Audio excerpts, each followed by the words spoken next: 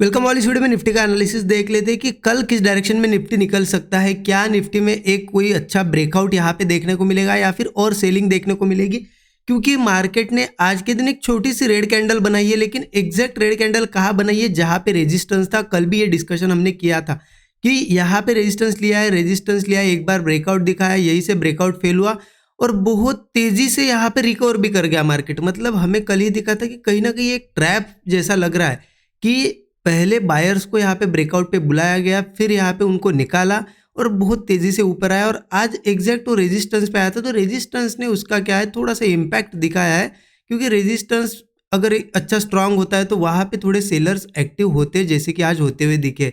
अगर इसे इंट्राडे पे अगर हम ले जाते 5 मिनट चार्ट पे तो आपको समझ में आएगा कि एग्जैक्टली हुआ क्या है। देखिए, ओपन हुआ एग्जैक्ट रेजिस्टेंस पे और एक पहली ग्रीन कैंडल बनी और उसके बाद मार्केट साइडवेज हो गया। अब हमने देखिए क्या प्लान किया, हमने कल ही डिस्कस किया था कि मार्केट में जिस तरीके से लोग ट्रैप हुए हैं, मैं तो क्लियर बताया था आपको कि मैं सेलिंग करूंगा नहीं। ठीक है, देखिए यहाँ पे लग तो रहा है कि मार्केट यहाँ से यहाँ आया, लेकिन सेल भी करते आज तो प्रॉफिट नहीं बनता, क्योंकि जो मोमेंटम आना था वो पहली कैंडल में आया। उसके बाद आपने यहाँ कहीं सेल किया होता, यहाँ एसएल गया होता, फिर सेल किया होता, फिर एसएल गया होता और यहाँ सेल किया हुआ तो प्रीमियम कुछ नहीं बढ़े, यहाँ बिल्कुल साइडवेज हुआ है मार्केट। तो सेलिंग में वैसे भी प्रॉफिट नहीं बना है, लेकिन हमारा यहाँ पे प्लान था कि बाइंग ही करेंगे। तो मैंने कहा ट्रेड प्लान किया। देखिए, पहले मार्केट ओपन होने का वेट किया, ओपन हुआ, यहाँ पे नीचे आया, यहाँ एक स्विंग बना रहा था, तो मेरा व्यू था कि यही से मार्केट तेजी से निकल सकता है। तो मैंने पहला ट्रेड तो इसी कैंडल में यहाँ पे प्लान किया, बट जो मुझे यहाँ से मोमेंटम चाहिए था वो मिला नहीं। स्ट्रॉन्ग रेड ग्रीन कैंडल चाहिए थी जो नहीं बनी, रेड बन रही थी। तो इसीलिए मैंने यही, जब ये रेड बन रही थी ना, यही पे एग्जिट भी किया, क्योंकि यही मेरा सपोर्ट लेवल था कि यहाँ से निकलना चाहिए। अगर ये वापस इसके नीचे जा रहा है तो ये बहुत नीचे भी जा सकता था, इसलिए मैंने छोटे से लॉस में यहाँ निकाल दिया पहले ट्रेड। और फिर एक मेरा व्यू बन गया, जब मार्केट नीचे आया ना, आप देखो अगर यहाँ सपोर्ट था, ब्रेक हुआ तो तेज़ी से जाना चाहिए था। मार्केट बहुत ज़्यादा होल्ड कर रहा था, तो मेरा व्यू बन गया था कि वापस जब इस लेवल के ऊपर आएगा यहाँ पे तो मैं ट्रेड प्लान करूँगा। तो इसीलिए मैंने यहाँ पे अगला ट्रेड का प्लान किया जब मार्केट नीचे आया।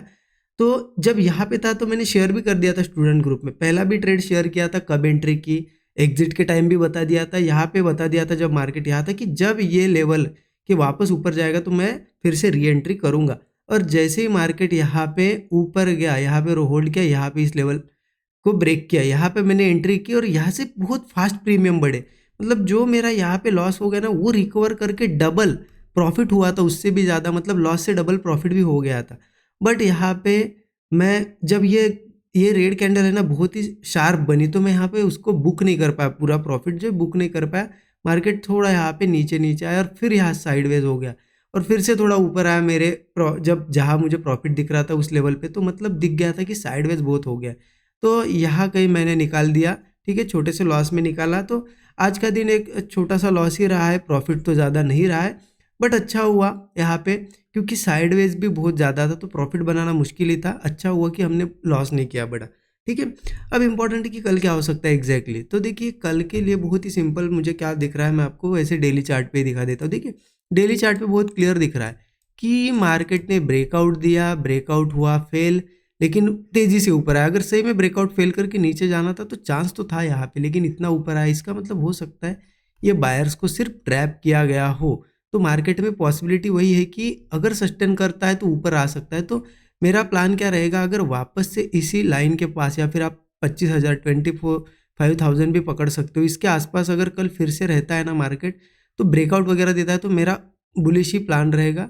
मुझे लगता है मार्केट ऊपर आ सकता है और ये भी रेजिस्टेंस फिर ब्रेक कर सकता है अगर अच्छा ब्रेकआउट मिलता है तो, ठीक है। क्या मार्केट गिर नहीं सकता है? यहाँ तो रेजिस्टेंस है अच्छा, यहाँ पे भी, यहाँ पे भी हो सकता है यहाँ पे आज सेलिंग दिखाइए, मार्केट थोड़ा नीचे भी जा सकता है। लेकिन देखिए जैसा कि इस लेवल के ऊपर आता है तो एक हमारा कंफर्मेशन हो जाएगा कि मार्केट बुलिश जाएगा, लेकिन यहाँ से सेलिंग का कंफर्मेशन नहीं आता है क्योंकि ये रेंज है।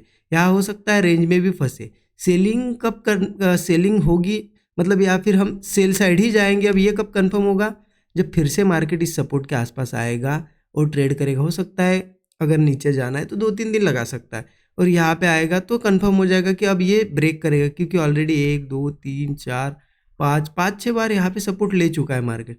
फिर से नीचे आता है तो ट्राई करेगा ये ब्रेक करके नीचे जाने के लिए। तो सेलिंग का कंफर्मेशन मिलने में टाइम लगेगा, ठीक है, अब करना क्या है एग्जैक्टली देखिए 15 मिनट चार्ट पे चलते, मैं यहाँ बता देता हूँ मेरा प्लान क्या है।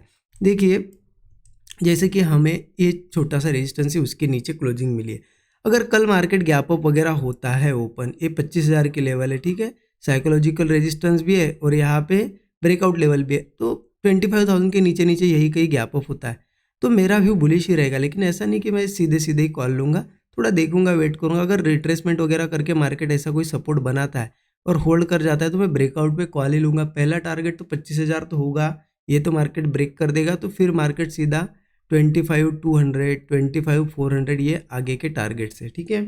तो ये तो मेरा क्लियर व्यू है। अगर मार्केट थोड़ा बहुत ज़्यादा गैप अप भी हुआ, मान लो सीधा 25,000 के आसपास या इसके ऊपर भी हुआ, तो भी बुलिश ही व्यू है। लेकिन डायरेक्टली कॉल नहीं लेना है क्योंकि मार्केट पहले रिट्रेस करता है, रिट्रेसमेंट में हमारा एसएल नहीं जाना चाहिए। हम क्या करते हैं, ओपन हुआ ऊपर जाने लगा कॉल लेते हैं और मार्केट थोड़ा फिर रिट्रेस करने आता है, हमारा स्टॉप लॉस लग जाता है। इसलिए क्या है ना, थोड़ा वेट करो। एक तो ऊपर जाना है तो ऊपर जाके थोड़ा कंसोलिडेशन करे, ब्रेकआउट मिले तब लेंगे कॉल। या फिर क्या करेंगे कि मार्केट अगर यहाँ के ओपन होकर नीचे भी आता है तो पहले उसको एक सपोर्ट बनाने दो, ऐसा स्विंग बनाने दो। अगर सस्टेन कर जाएगा और ब्रेकआउट देगा तो ही अपसाइड का ट्रेड बनेगा, ठीक है। क्लियर हो गया यहाँ पे कि करना क्या एग्जैक्टली। अब इम्पॉर्टेंट है कि मार्केट क्या यहाँ से नीचे जा सकता है। देखिए अगर कल मान लो यही कहीं फ्लैट है, छोटा सा गैप अप भी हुआ और ऐसा कोई एक हाथ ब्रेकआउट दिखा भी दे मार्केट, लेकिन वो ब्रेकआउट ना चले नहीं, अगर फेल हो जाए, मतलब वो ब्रेकआउट सिर्फ ट्रैप करने के लिए और फेल हो जाए, तो ऐसे में यहाँ पे पुट हम ट्राई कर सकते हैं क्योंकि फिर मार्केट यहाँ ये जो लेवल है ब्रेक करके नीचे आ सकता है सपोर्ट्स लेने।